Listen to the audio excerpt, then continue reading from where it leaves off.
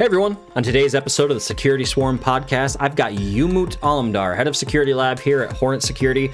We're going to be talking about all things Emotet, the fact that, hey, it's back, and why the heck does it keep coming back? So we're going to be talking about that and how organizations can protect themselves from Emotet and lots more coming up next on the Security Swarm podcast.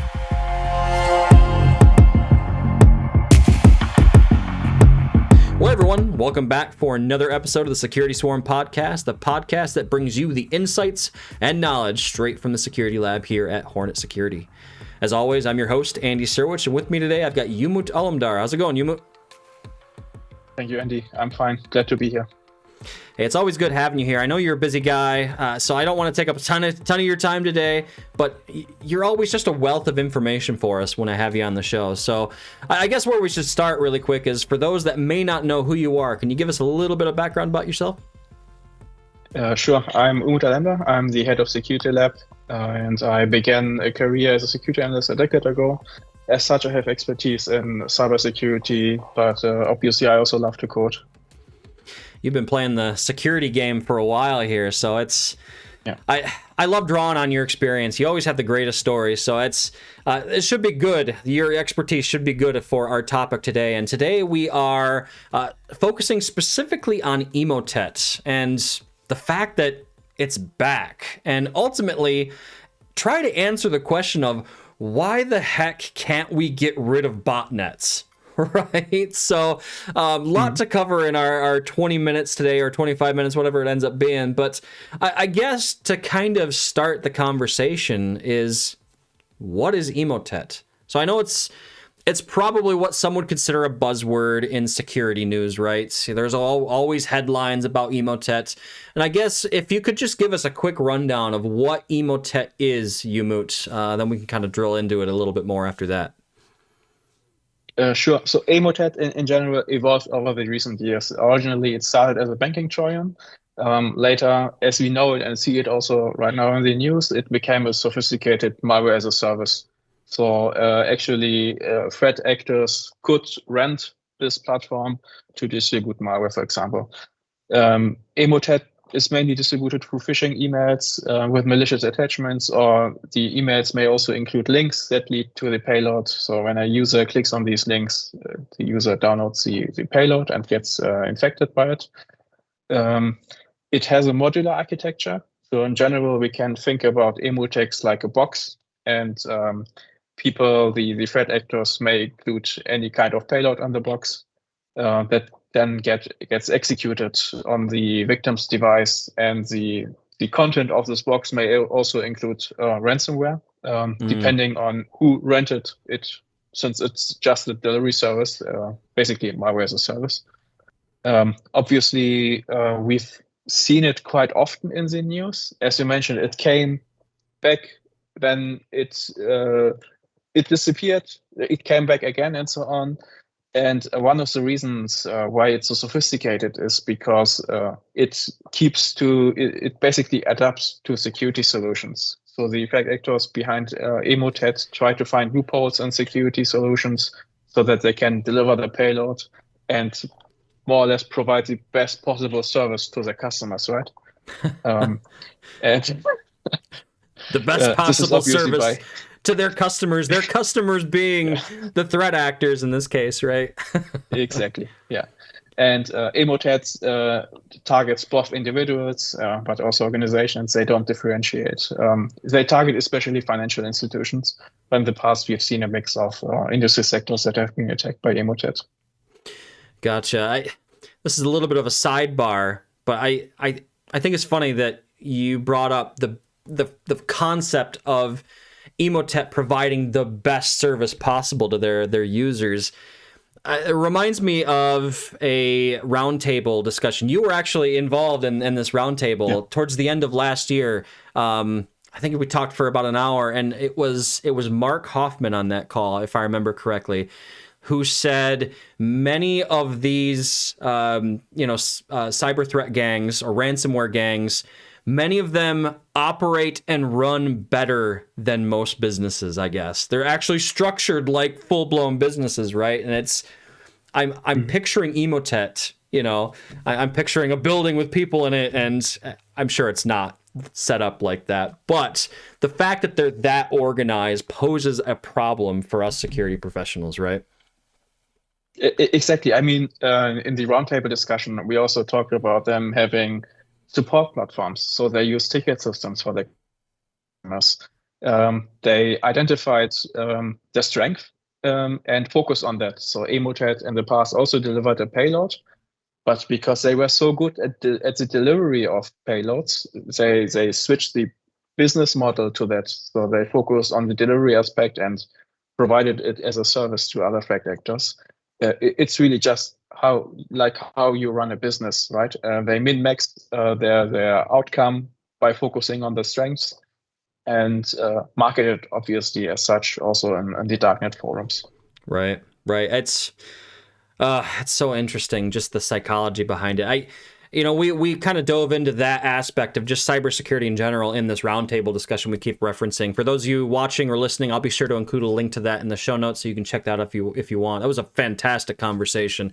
I'm going to have to go back and watch that myself one of these days. So anyway, getting back to Emotet, I wanted to talk about the attack chain a little bit because it's evolved over time. You kind of mentioned that a little bit already.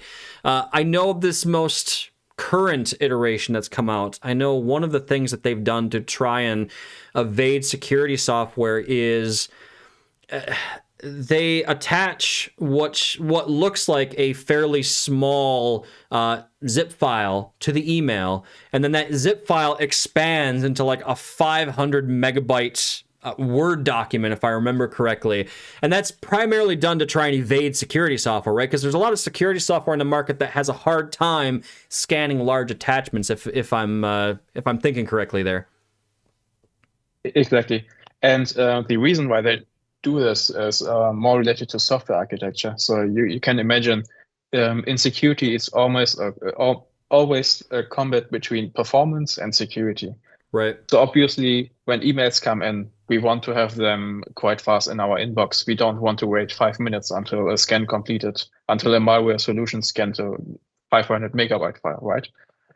Because of that, most security solutions come with thresholds, like that define to scan files only if they are below a specific file size, to make sure that we have this performance aspect also checked.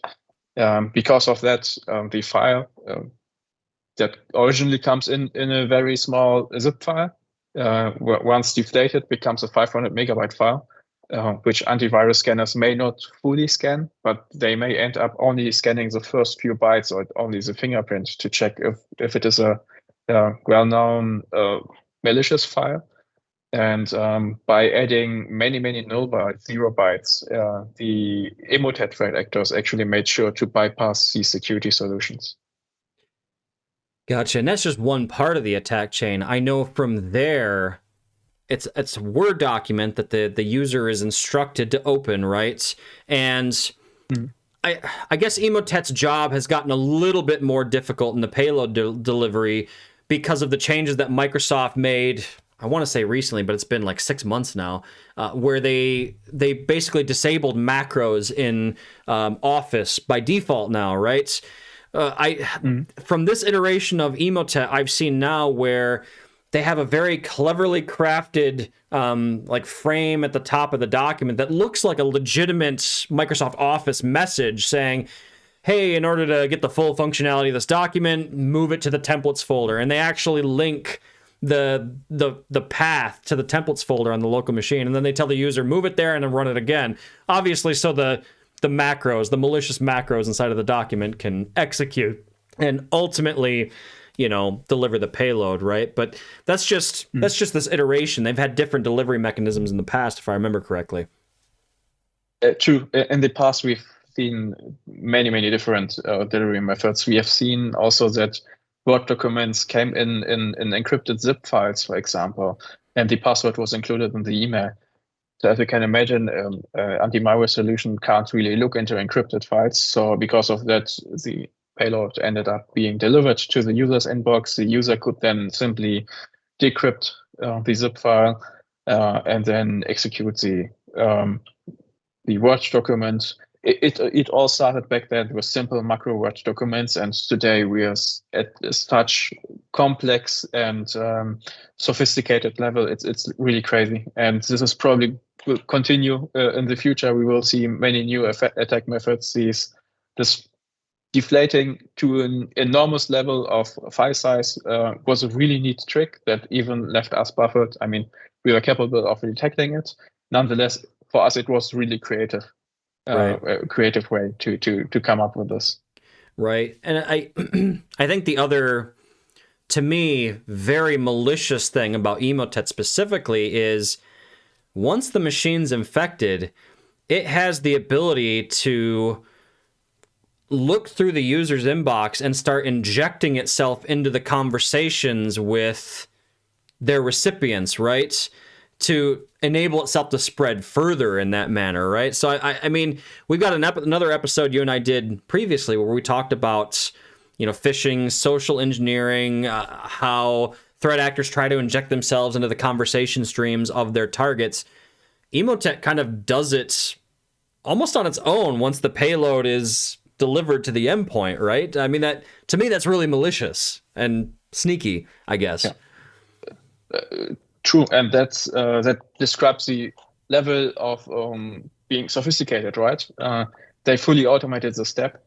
They, as I mentioned earlier, it's a little bit jokingly, but they try to deliver the best possible service to their customers by automating these steps. You simply book them, and they take care of delivery.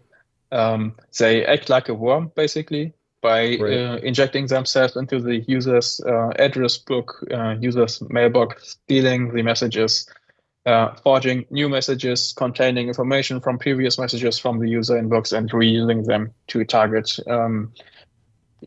new victims, basically. Oh, man.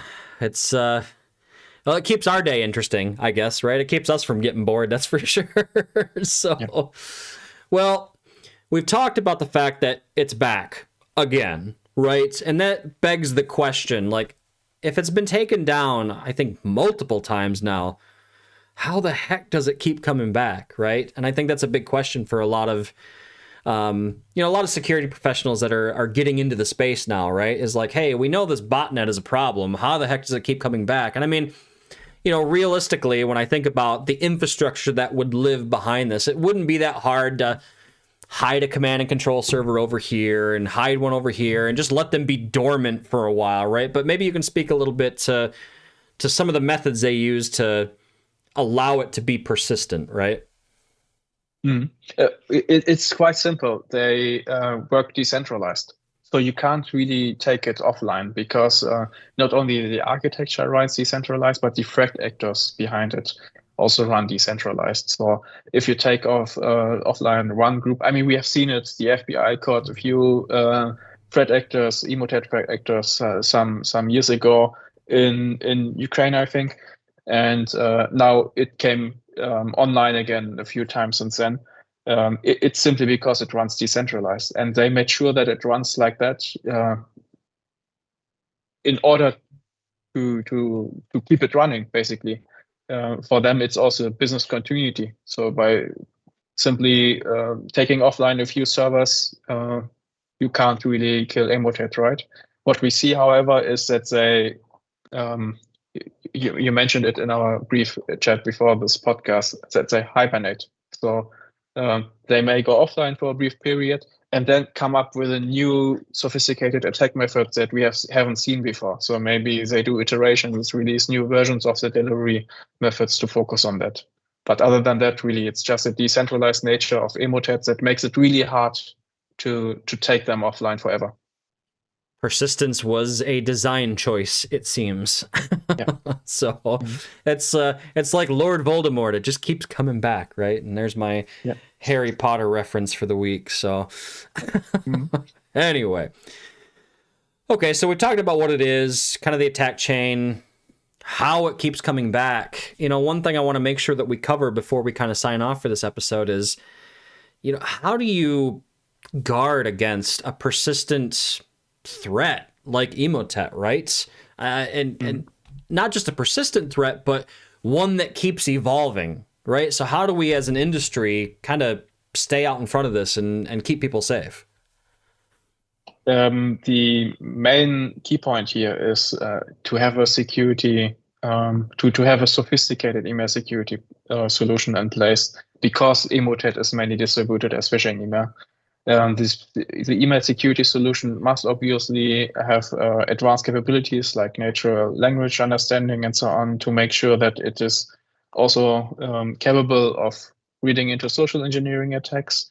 What we also advise is to make sure that the system keeps track of sender to recipient relationships. So quite often we see that also these Emotet emails are distributed through connections that didn't exist in the past. So when you send me an official email the first time, the system should be capable of detecting that. Other than that, obviously, security awareness training is very important here also, because Emotet's main goal is here to bypass all security solutions to get into the email user basically inbox. It is key to invest into the user at this point, because the user is capable of stopping the attack, of detecting the attack also. And obviously, because we've seen it so often in the past, Emotet has a success story. Because of that, companies must have business continuity plans in place. Like, how do you act if you have been compromised? Do you have your data backed up? Emotet can deliver ransomware, obviously. Do you have adequate protection against ransomware? All these things must be taken into account. You know, the one thing across all the shows that we've recorded for this podcast so far that keeps coming up is I'm hearing multiple layers of protection, right? Multiple tiers in your security strategy. I think you and I are about the same age. I can go all the way back to the beginning of my career.